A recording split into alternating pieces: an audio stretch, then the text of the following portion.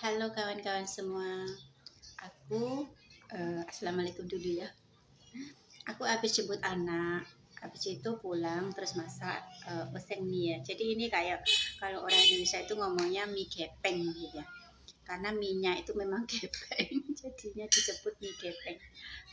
Bentukannya seperti ini ya. Mungkin nggak terlihat jelas ya, agak hitam gimana gitu ya. Ini terdiri dari telur, wortel, sama ayam, irisan ayam, terus ada daun pre seperti itu ya, sambil makan ya. Kalau ada kereta, ayo dimakan dulu ya. Lumayan, tapi kurang asin sedikit.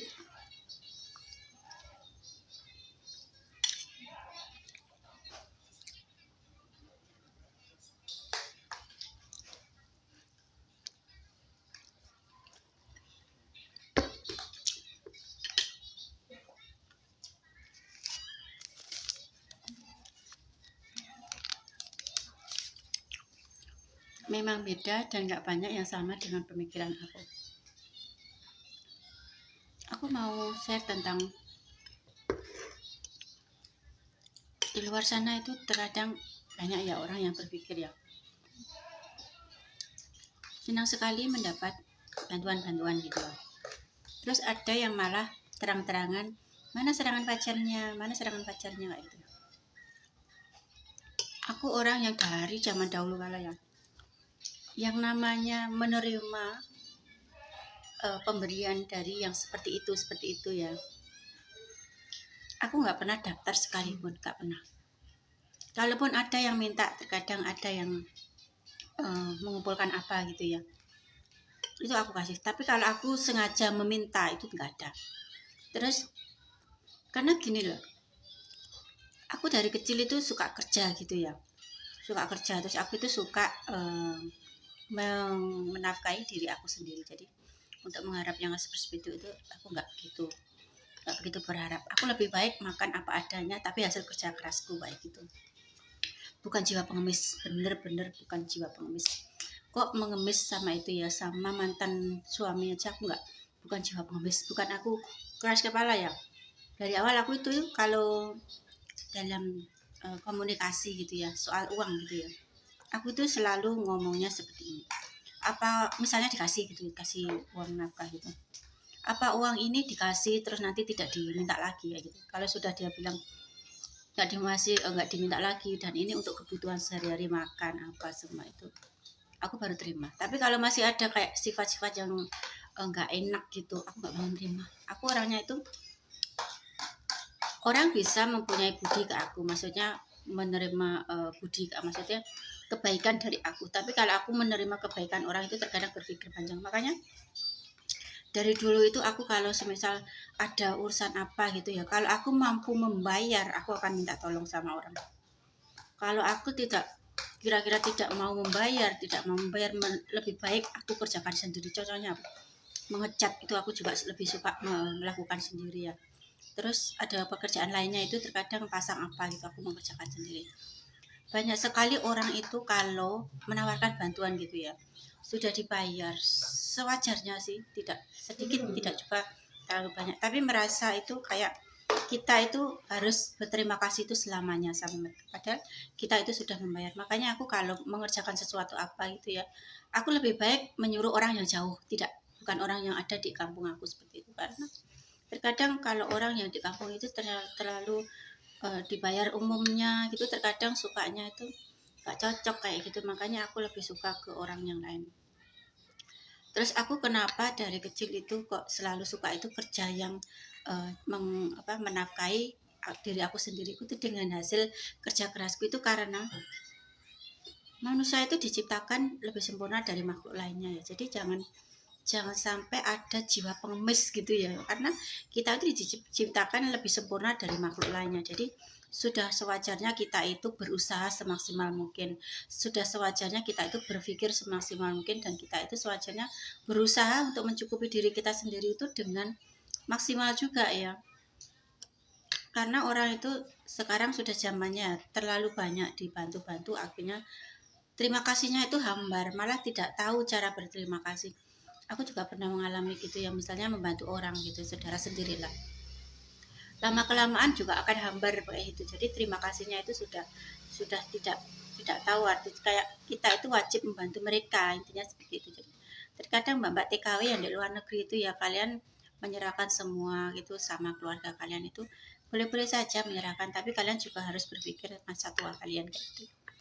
Terus soal dari bantuan apa gitu, aku tidak pernah mendaftar sama sekali. Kalian semisal ada yang pengecekan itu, ini pernah mengajukan supaya berharap bantuan, kan ada banyak tanda online itu ya, silakan daftar, Anda akan mendapatkan bantuan 300, 600, 1 juta dan lain sebagainya. Aku sama sekali tidak tertarik, aku bukan orang seperti itu. Dan ketika ada acara apa gitu ya, ada serangan fajar kayak apa itu, wah banyak sekali, bahkan konten-konten besar itu ya. Terkadang aku berpikirnya begini, kamu itu sudah jadi pengonten besar gitu ya, kok masih kenapa hari ini tidak ada serangan fajar ya, kan mengharapkan, seolah aku kalau terlalu berharap ke dunia gitu ya, mendambakan dunia dengan sebegitunya, seolah aku itu melupakan akhirat gitu ya. Padahal sebenarnya pikirkan kepentingan dunia itu sewajarnya, dan pikirkan ke akhirat itu lebih dalam kayak gitu ya.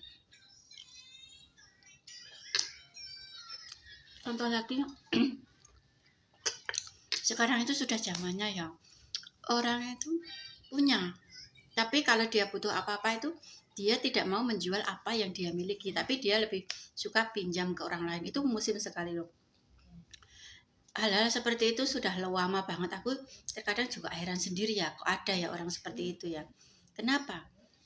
Miskin juga enggak, terlalu miskin juga enggak. Apa yang bisa dijual juga ada. Tapi kenapa kok bisa ngomong pinjam gitu ya? Apa niatnya itu mau menyusahkan tetangganya? Atau niatnya itu memang supaya barangnya yang dia miliki itu tidak berkurang dan lebih baik memakai barang orang, atau memakai lebih pinjam ke orang. Misalnya ada saudara yang sakit atau apa, dia punya sesuatu yang bisa dijual tapi tidak mau dijual, lebih baik pinjam ke orang lain. Kenapa seperti itu ya? Kenapa tidak dimulai dari rumah kita sendiri? Apa yang ada kita jual dulu, apa barang yang ada kita jual dulu. Kalau memang sudah tidak ada sama sekali itu baru pinjam. Tapi zaman sekarang tidak seperti itu. Misalnya sudah punya apa gitu, tidak mau dipinjam, tapi lebih baik merepotkan tetangganya seperti itu. Terkadang juga heran yang memikirkan seperti itu.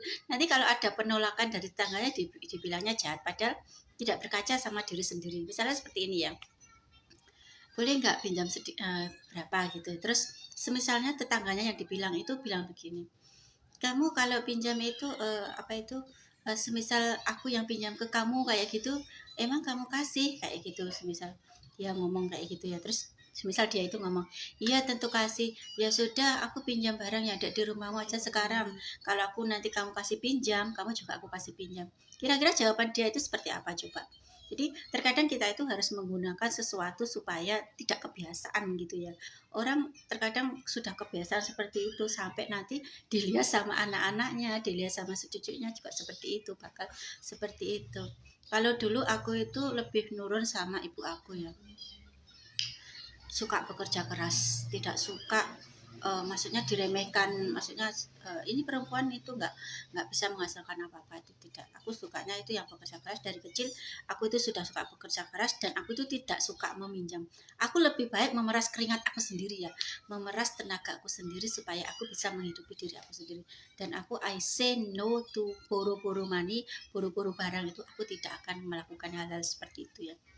Dan aku berharap semoga kelak anak aku pun juga meneladani hal-hal seperti itu, karena meminjam itu selain belakangnya juga nggak bagus ya. Contohnya ya, semisal iya kalau kita itu bisa mengembalikan uangnya, kalau tidak bisa, terus semisalnya kita itu sudah tidak ada di dunia ini akan menjadi tanggungan anak kita, dan ini akan menjadi, kita itu tidak bisa sampai ke yang maha kuasa. Ini yang selalu aku pikirkan. Jadi jangan sampai dengan aku tidak meminjam siapapun berarti aku sudah tidak dengan begitu aku tidak merepotkan siapapun. Jadi aku berusaha keras untuk meskipun sedikit aku mensyukuri apa yang aku punya kayak gitu ya. Meskipun makan apa adanya kayak gitu. Kita berangkat dari kita dilahirkan itu juga tidak punya apa-apa ya. Dari orang tua itu, orang tua pun juga terkadang tidak memberikan apa-apa ya, karena memang terbentur dengan kemiskinan itu seperti itu ya. Jadi harus menerima apa adanya. Dari kecil aku sudah mengalami itu yang namanya makan nasi tiwul pernah, nasi jagung juga pernah. Yang paling aku tidak suka itu nasi jagung ya, aku gak suka nasi jagung, gak suka. Lebih baik aku itu makan nasi tiwul, nasi ketela daripada nasi jagung. Gak tahu, gak suka aja. Kayak kalau di Polo itu ya nasi jagung itu kayak ambiar kemana-mana gitu, aku nggak suka. Aku kalau nasi tiwul itu aku masih makan ya. Nasi beras aku jarang. Kalau nasi beras itu entah dari kecil itu memang aku terkadang kalau ada pilihan lain itu aku lebih memilih yang ketela atau apa kayak gitu ya. Itu lebih aku sukai daripada makan nasi beras. Sayur aku suka kayak gitu. Jadi kalau terkadang aku juga heran kayak gini ya. Kenapa ya begitu? Konten besar itu terkadang aku juga herannya begini ya. Masih mengharapkan hal seperti itu, berapa sih terkadang. Terus kenapa masih mengharapkan hal seperti itu? Apakah ini seperti, kalau memang ada seperti itu, apakah ini suatu perlombaan gitu ya, siapa yang menang dia akan dibayar dengan banyak kayak gitu ya. Kan ini adalah sebuah partisipasi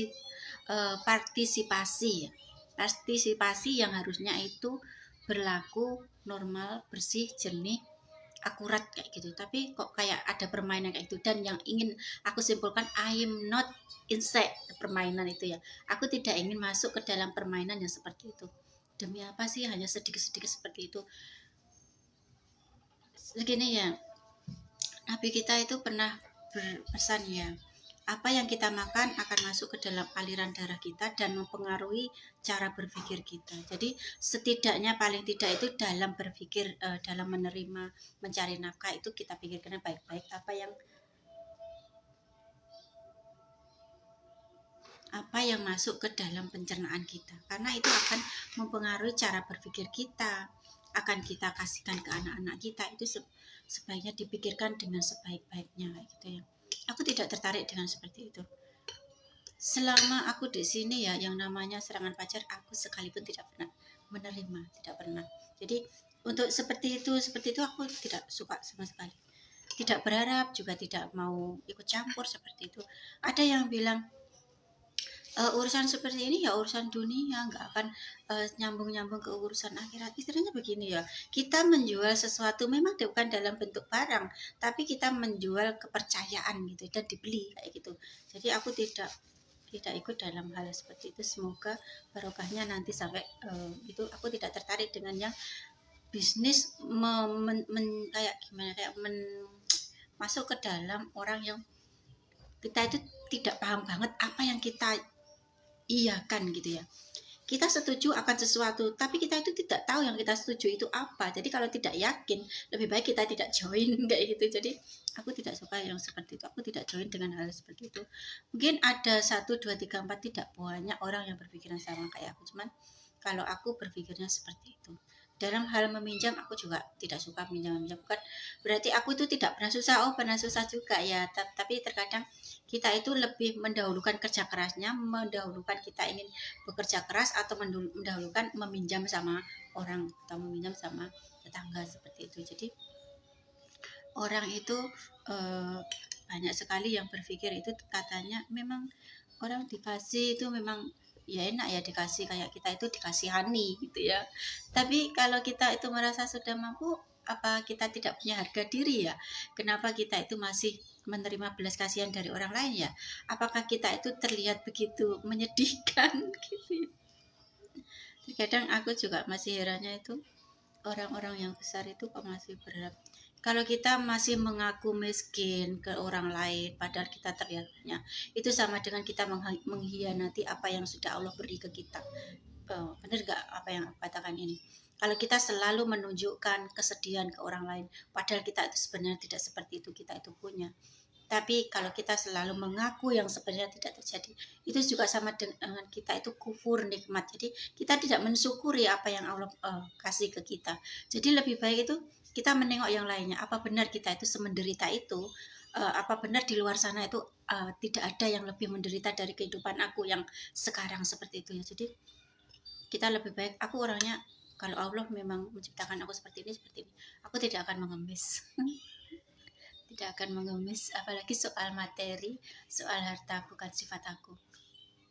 Apalagi kalau soal mengemis dikasih ini, disuruh melakukan ini, bukan aku sekali. Banyak mungkin ada yang berpikir, oh iya, mantan aku itu juga pernah menghina aku seperti itu ya. Dia itu bilang, nggak aku kasih nafkah lagi. Oh sorry, nafkah kamu itu juga menjadi penghalang bagi aku. Kalau aku melihat kamu berbuat salah, kamu boleh pergi. Dan alasan aku yang terakhir kenapa aku kok bisa cerai itu karena alasan seperti ini ya. Mungkin karena menurut aku dia itu kurang mengerti kehidupan seorang wanita itu. Aku juga bekerja, aku juga melakukan pekerjaan rumah tangga, aku juga merawat seorang ibu yang pikun. Dia tidak memahami kondisiku, posisiku, jadi ya aku lepaskan saja. Terus apakah aku harus menangis-nangis, mengemis, mengejar, kamu jangan pergi gitu? Oh tidak sekali, aku tidak seperti itu. Sudah bertahun-tahun aku merasa kehidupanku itu aku support sendiri ya. Jadi bukan bukan aku tidak butuh seorang laki-laki untuk membantu kehidupanku. Aku butuh, tapi bukan dalam untuk merawat diriku, tapi dalam memperbaiki rumah. Aku memanggil seseorang untuk memperbaiki rumah dan aku bayar, itu juga termasuk butuh tenaga orang, tapi aku kan sanggup membayar kayak gitu. Jadi bukan gratisan kan.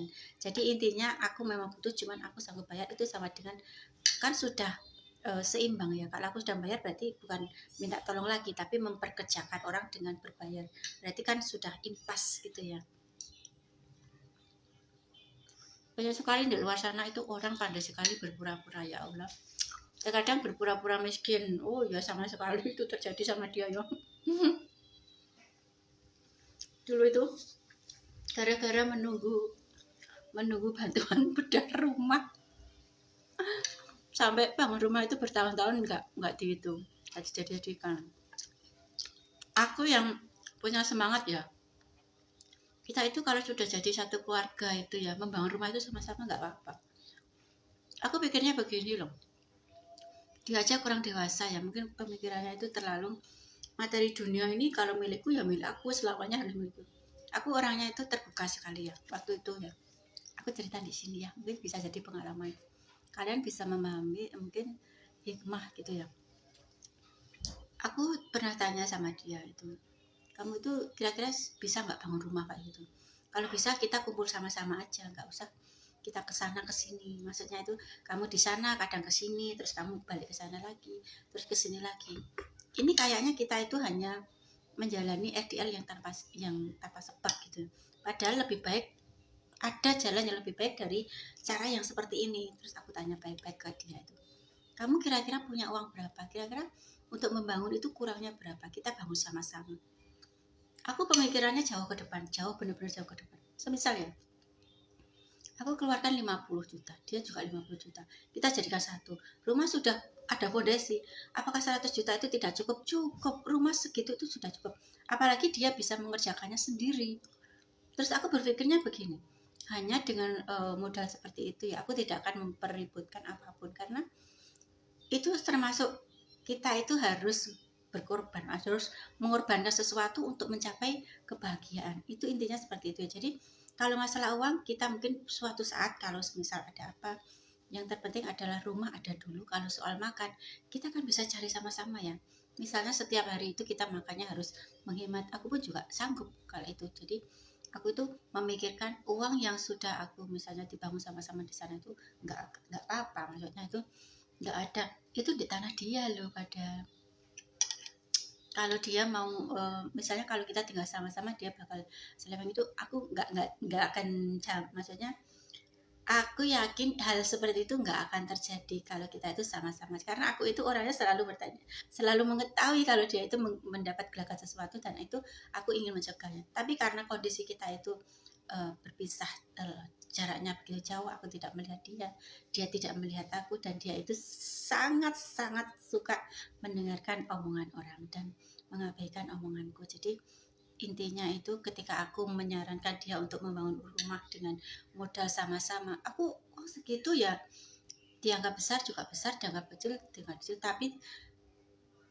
bernilai tinggi. Maksudnya itu untuk kebaikan bersama itu tidak ada bisa dikatakan itu tinggi sekali, tidak ada, karena sebuah kebahagiaan itu tidak ternilai dengan rupiah.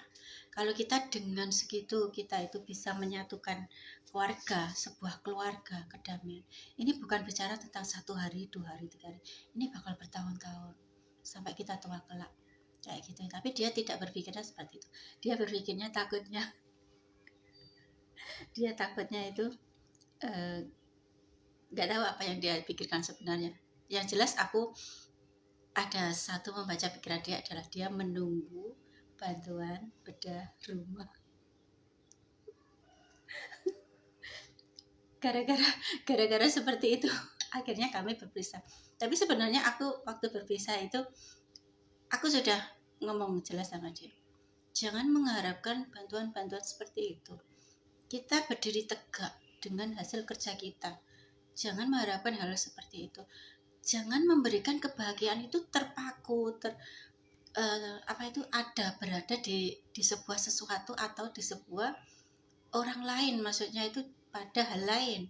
Kalau memang kita mampu, kamu mampu, kenapa tidak? Kenapa kamu harus berpura-pura miskin kayak gitu ya?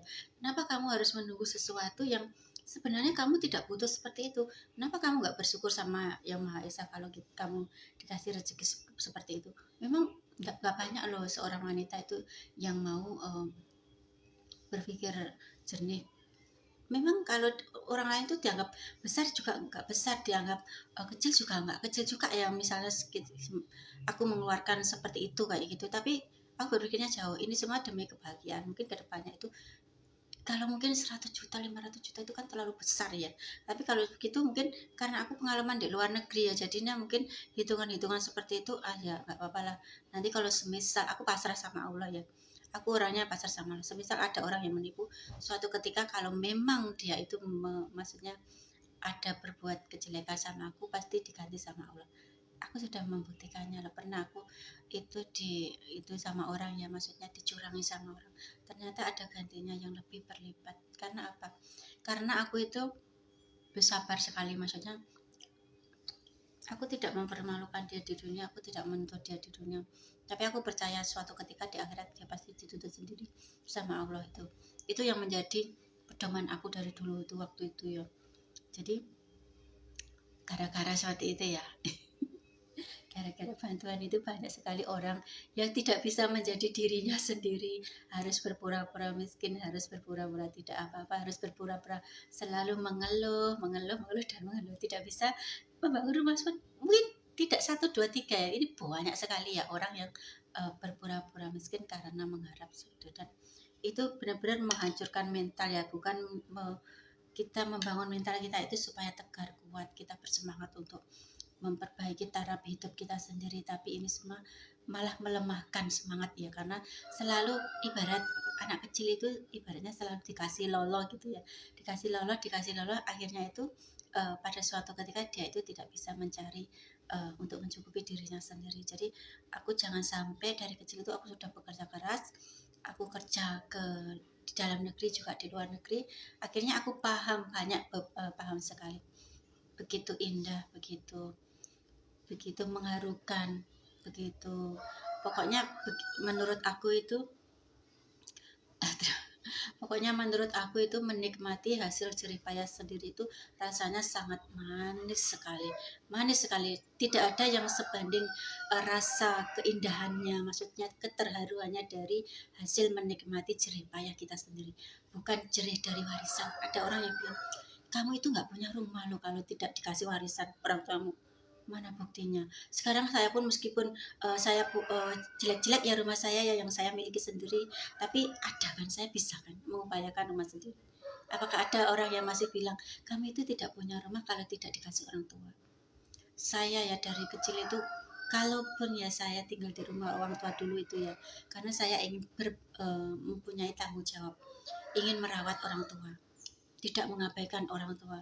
Meskipun saya merawatnya sebisa mungkin ya, karena apa ya, orang tua saudara-saudara juga tidak bisa begitu membantu, mereka juga sibuk mengurusi urusan mereka sendiri. Saya janda, saya yang bertanggung jawab. Terkadang banyak orang laki-laki itu adalah yang bertanggung jawab atas ibunya, maksudnya itu.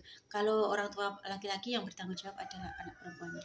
Tapi ketika saudara tidak begitu peduli gitu ya, begitu memperdulikan. Waktu bapak masih hidup itu juga seperti itu ya.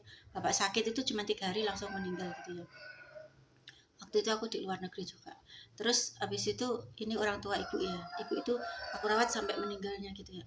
Oh ya, sebenarnya ada duka ya. Kalau kalian ya belum pernah merasakan yang satu ini, kalian nggak akan pernah lagi tertawa dengan keras. Selalu ada luka yang menganga di hati. Luka apakah itu? Jadi begini ya ceritanya ya. Kalau kalian sekali seumur hidup kalian itu, kalau kalian belum pernah melihat hal seperti ini, kalian bakal, kehidupan kalian itu bakal seperti nggak ada kendali, nggak akan pernah merasa, oh ternyata kehilangan itu sebegitu dalam, sebegitu lukanya kayak gitu ya. Contohnya seperti ini ya, ketika kalian itu melihat orang tua kalian itu sakit ya, sakit parah gitu ya, kalian sudah berobat kan, tapi ternyata tidak bisa diobati kayak gitu ya. Dan kalian itu ketika berada di dekatnya itu, kalian benar-benar merasakan kalau kalian itu punya hati yang begitu, orang yang kalian kasih itu di depan mata kalian itu merasakan sakratul maut. Itu kalian pernah nggak merasakan? Itu sesuatu yang selama ini aku simpan dalam, ketika aku ingin bahagia aku pun tidak bisa. Terkadang ketika kita ingin tertawa lepas gitu ya, tiba-tiba teringat hal itu, langsung kayak ada batu yang mengganjal ya. Karena apa? Ketika kita kehilangan orang yang kita sayangi, benar-benar kita sayangi ya, orang tua kita ya, yang mungkin dulu pernah merasa terbebani saat merawat kita waktu kecil, dan ketika dewasa itu kita berada di dekatnya dan melepaskan dia pergi, itu seakan-akan ya, yang aku alami dulu ketika aku di rumah sakit, aku berada di sampingnya itu sendirian, tidak ada yang orang lain selain aku, maksudnya seperti itu ya. Terus aku itu melihat dia itu benar-benar mengembuskan nafas terakhirnya itu di depanku, benar seolah-olah, kalian tahu nggak apa yang aku rasakan saat itu? Jangan pergi dulu, jangan pergi dulu, jangan pergi dulu. Aku selalu begitu, seperti layang-layang ya.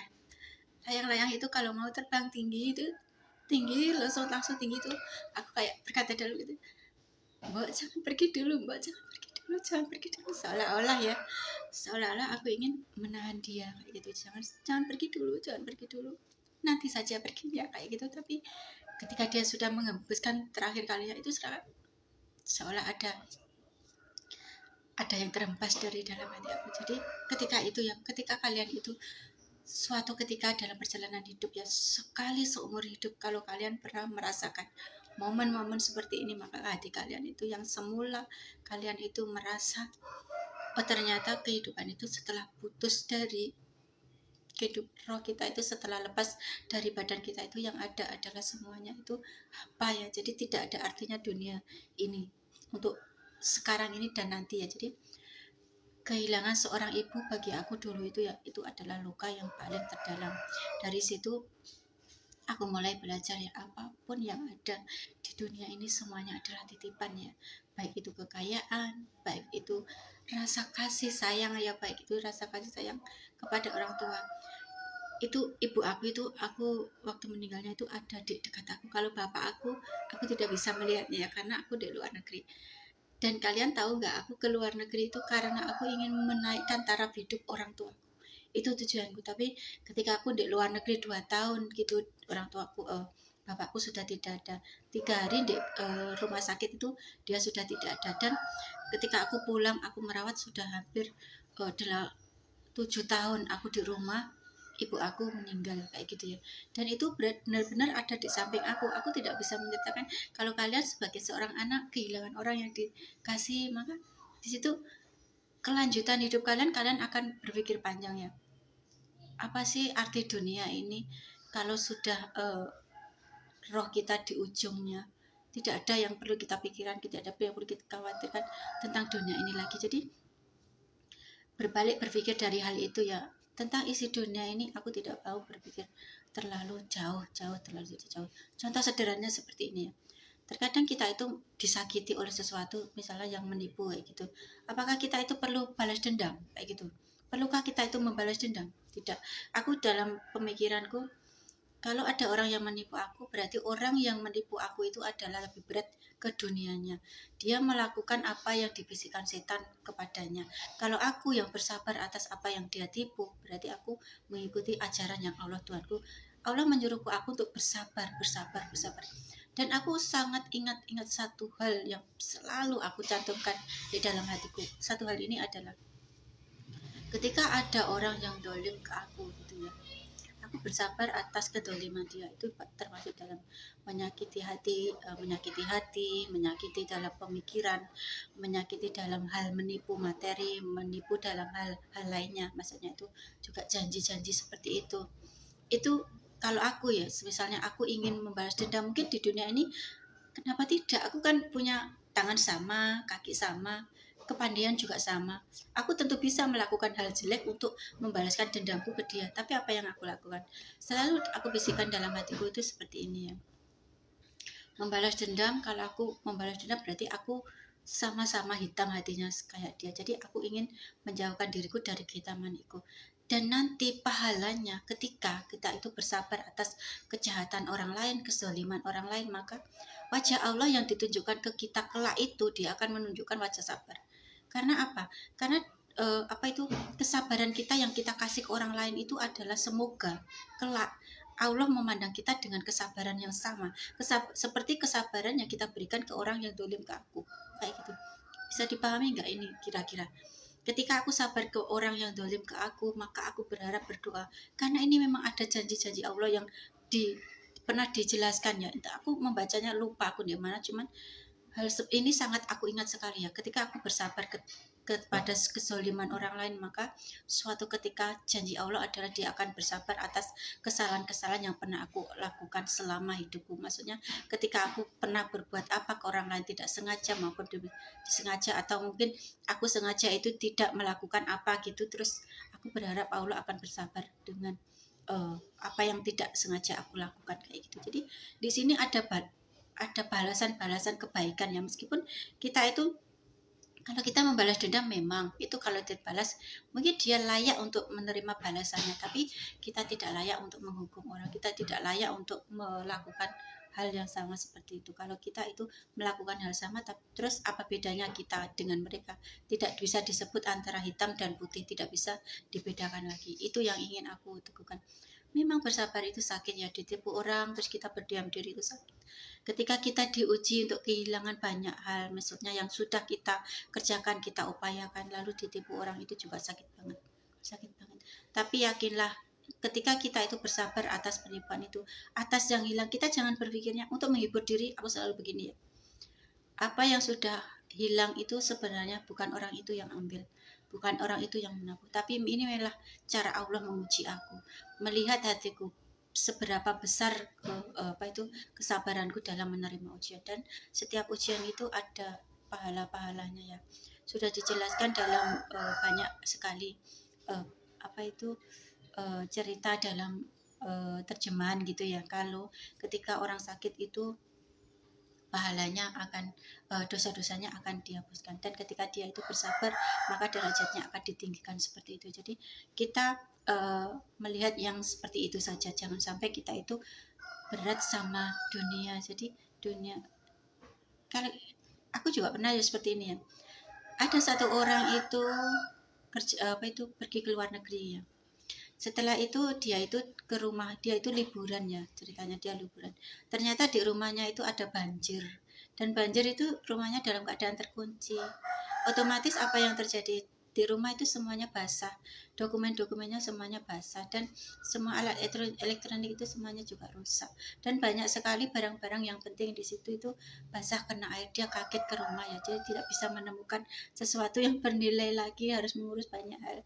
Di situ semuanya ujian, dan dia itu menceritakan ke sosial media ya, dia mengalami bencana seperti itu, tapi dia hampir juga putus asa ya karena kehilangan seperti itu.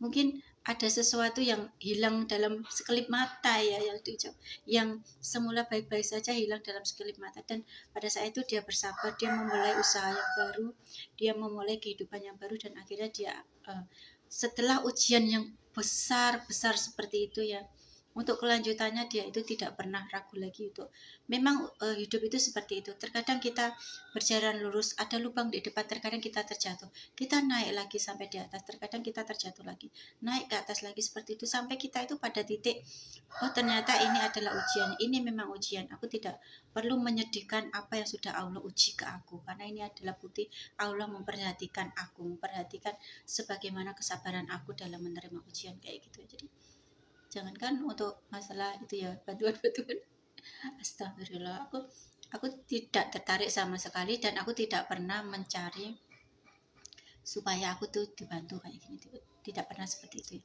Karena aku selalu orangnya berpikir kalau memang rezeki Allah pasti ngasih kok, sedikit atau banyak kalau kita berusaha pasti dikasih kok, kita tidak usah ragu atas apa yang Allah tetapkan ke kita. Itu cuman motivasi yang selalu aku sematkan dalam hidupku.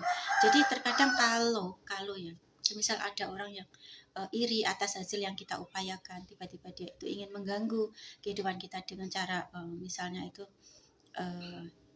apa itu merusak gitu ya, maksudnya itu membuat fitnah kayak gitu ya, membuat fitnah. Banyak loh orang yang difitnah karena kita itu sukses, itu banyak sekali. Jadi kita tetap sabar saja, dan terkadang orang yang membuat fitnah itu nggak usah jauh-jauh, nggak usah lama, nunggu lama di akhirat, di dunia pun kalau memang dia itu benar-benar telah berbuat jahat, itu dia pasti dapat karmanya. Dan kalaupun di dunia tidak diberikan karma, di akhirat pasti ada. Itulah keindahan agama yang kita yakini ya, kalau kita itu di dunia tidak ada keadilan, di akhirat masih ada ya. Jadi jangan khawatir, untuk kita yang selalu terzolimi tidak usah khawatir, karena ada agama yang membentengi kita. Dan ada ajaran-ajaran yang selalu mengajarkan kita untuk bersabar, bertawakal, dan selalu paham, yakin gitu ya akan keesaan Allah, akan bantuan dari Maha Kuasa. Aku tidak pernah ragu akan hal itu. Dari kecil sudah hidupnya susah ya, semakin besar semakin besar, semakin besar semakin paham. Ternyata dunia ini kalau kita itu mungkin nyarinya sesusah apapun, kalau memang pada waktunya akan hilang, itu anggap saja itu adalah tabungan di akhirat kita kelak kayak gitu ya. Ini yang jadi inti dari percakapan aku kali ini adalah jangan terlalu mengejar dunia. Dunia semakin dikejar semakin tenggelam, akan menyingkirkan apa yang harus kita lakukan pada akhirat kelak kayak gitu. Jangan sampai pikirkan, memang benar ya, yang paling berharga di dunia ini adalah manusianya. Seperti dulu yang pernah dikatakan tokoh itu, yang paling berharga dunia ini adalah manusianya. Bangun kasih sayang antar keluarga. Kalau kamu tidak bisa membangun kasih sayang antar keluarga dan lebih memilih perpecahan karena demi materi, misalnya memperebutkan apa itu, karena perpecahan antar keluarga itu biasanya terletak pada materi. Jadi kalau kalian lebih mengupayakan materi, itu biasanya akan menjadi orang yang merugi di akhirat kelak itu. Aku belajar semua ini karena pengalaman ya. Jadi kecil itu sudah belajar disuruh kerja keras. Aku tidak disuruh orang tua waktu itu bekerja ya. Aku melamar pekerjaan sendiri, bahkan bapak aku itu marah habis-habisan. Orang yang aku melamar kerja itu dimarahin, anak masih kecil kok disuruh kerja. Aku lo nggak nyuruh dia kerja, tapi anak bapak sendiri yang minta bekerja katanya. Seperti itu. Jadi dari kecil aku sudah paham, aku tidak akan bakal dapat melanjutkan sekolah lagi, dan aku itu harus bekerja. Jadi aku mengambil pekerjaan. Dari hidup susah yang sekian lama itu, aku mengambil kesimpulan bahwa di dunia ini pada suatu ketika itu yang paling berharga adalah cuma amal ibadah kita. Yakinlah seperti itu. Percuma harta ditumpuk-tumpuk di dunia ini diwariskan. Warisan yang paling berharga untuk anak cucu kita itu apa sih? Ilmu. Jangan mewarisi anak itu harta, ilmu. Wariskan ilmu yang banyak, wariskan kebaikan ilmu yang banyak kepada anak itu. Itu yang paling berharga nilainya, karena dunia ini tidak akan dibawa mati kayak gitu ya. Kalau kamu mencarinya dunia itu meskipun sebanyak, tapi kalau tidak berkah itu malah jadi berat di akhirat nanti. Jadi akhirnya itu kita itu harus benar-benar paham juga ya, kalau di dunia ini tidak akan dibawa mati. Oh ya, prinsip aku yang aku ajarkan sama anakku itu seperti ini ya. Dari kecil aku sudah menanamkan seperti ini. Anakku, pada suatu ketika mungkin ada sesuatu yang aku berikan ke kamu kayak gitu ya, misalnya meskipun sedikit sesuatu itu, kamu harus bersyukur. Itu adalah hadiah dari seorang ibu ke anaknya kayak gitu ya. Mungkin ibu apa perlu minta maaf atau tidak perlu minta maaf, tapi ibu akan jelaskan ya apa yang ibu berikan ke kamu itu adalah hadiah kasih sayang dari ibu ke kamu. Memang tidak besar nilainya, tapi ini adalah sebuah ketulusan dari hati seorang ibu. Dan anakku, suatu ketika ya, ibu juga punya apa yang ibu gunakan untuk diri ibu sendiri. Jadi sedari jauh-jauh hari itu aku sudah memikirkan apa yang akan aku sampaikan kepada anakku satu-satunya kayak gitu ya. Jadi ada sebagian ini memang dikhususkan untuk ibu. Ibu bekerja sekian tahun. Ibu tidak ingin, memang anak aku itu cuma satu ya. Semisal aku punya anak dua pun juga seperti itu ya. Aku tidak ingin kalian itu memperebutkan apa yang pernah aku kerjakan. Banyak sekali orang tua itu tidak bisa menekankan, mengatakan pada kamu itu harus nurut anakku, dan kebanyakan anak-anak itu kalau sudah besar punya keluarga sendiri itu tidak nurut sama orang tuanya. Tapi sedari kecil aku itu sudah tanamkan ke anakku sendiri seperti ini. Jadi ada sebagian yang ibu kasihkan ke kamu ini adalah hadiah dari ibu, nggak besar. Tapi ini adalah, meskipun sedikit, ini adalah hasil kerja keras dari ibu. Ada sebagian yang ibu gunakan untuk ibu sendiri, karena ibu nanti juga ada masa tua. Ibu tidak ingin merepotkanmu anakku, kayak seperti itu ya. Terus ada sebagian lagi, semisal apa yang ibu kasih ke kamu itu, semisalnya suatu saat kamu tidak memakainya, kamu bisa mencarinya lebih banyak lagi, lakukan sama seperti apa yang ibu lakukan. Jadi kamu bisa, mungkin kamu bisa menggunakannya untuk kebaikan. Nanti ibu akan ceritakan ketika sudah pada waktunya itu, bagaimana cara melakukan sesuatu yang baik untuk jangka panjangnya, untuk akhiratnya itu seperti apa kayak gitu. Terus aku juga jelaskan sama anakku, waktu ibu kecil itu ya, orang tua itu tidak memberi apa-apa sama ibu. Ibu mengupayakan nafkah, mandiri itu dari upaya ibu sendiri. Nanti kamu juga harus seperti itu.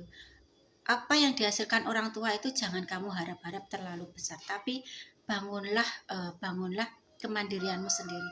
Bekerja keraslah untuk dirimu sendiri. Semoga saja ya masa ibu tua itu, karena ibu sudah mempersiapkannya sedari dini, semoga saja tidak begitu merepotkanmu. Kalaupun merepotkanmu, mungkin jangan sampai terlalu besar, karena pemahaman ibu, persiapan ibu pada sebelum ibu menjemput hari tua itu sudah ada. Semoga itu bisa memudahkan kamu dalam merawat ibu kayak gitu. Dan aku juga jelaskan sama anakku, kalau memang tugas anak itu dibahagiakan oleh orang tuanya. Tapi ada kalanya suatu ketika dia punya rumah tangga sendiri, dia harus membahagiakan dirinya sendiri. Jadi aku juga support anak supaya nanti kalau kerja itu dia harus bisa memiliki sesuatu yang dihasilkan sendiri. Jangan sampai kayak pekerjaan aja dikasih, tunjangan-tunjangan dikasih dari orang tua, tapi nggak tahu juga ya. Setiap orang tua itu pemikirannya itu berbeda ya. Sayang sama anak juga boleh, tapi jangan seperti itu juga ya.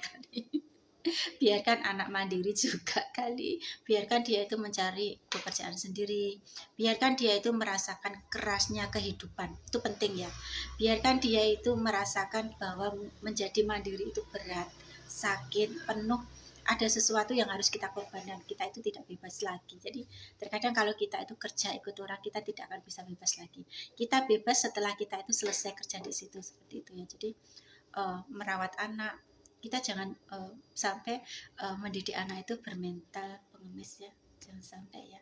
Cuman ini pesan aku, jadi kita didik diri kita sendiri, kita didik anak turun kita nanti, kalau bisa share kebaikan di media sosial. Jadi jangan sampai kita itu menjadi mental pengemis ya. Percuma dong kalau dikasih kesempurnaan dari makhluk lainnya tapi masih bermental pengemis. Percuma juga kamu diberi kecantikan, kepintaran, tapi masih juga berjiwa pengemis. Terus percuma juga kamu itu selalu mengutarakan kesedihanmu tentang perekonomianmu, dan membuat kamu itu menjadi mental pengemis juga. Jadi menurut aku mental pengemis itu hanya cocok dipakai oleh orang-orang yang sudah hilang kesadaran kayak gitu ya. Jadi dia itu sudah tidak punya kemampuan untuk bekerja, itu dia boleh untuk menjadi mental pengemis. Orang setengah gila itu juga boleh menjadi mental pengemis. Tapi kita semua kan diberi kesehatan, diberi akal yang sehat, kenapa masih menjadi mental pengemis? Coba dipikirkan baik-baik. Ada jangka panjangnya, kita itu bakal dinilai ya apa-apa yang kita lakukan itu. Jadi jangan sampai kita itu menjadi mental pengemis kayak gitu aja ya.